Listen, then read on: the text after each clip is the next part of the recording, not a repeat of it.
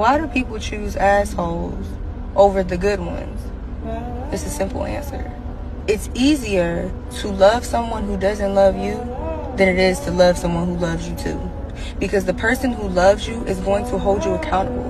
The person who loves you is going to challenge your norms. The person who loves you is going to put you in uncomfortable situations to then make you comfortable. They're going to force you to grow. They're going to force you to evolve. They're going to force you to look at yourself and reflect. A person that does not love you doesn't give a fuck about that. A real one is going to make you move, going to make you gradually shift. That's love. A motherfucker that just allows you to act like you're this and you're that, knowing damn well you ain't, that ain't love. That's lust. That's a person just sitting there and letting you fill the space until they find something better.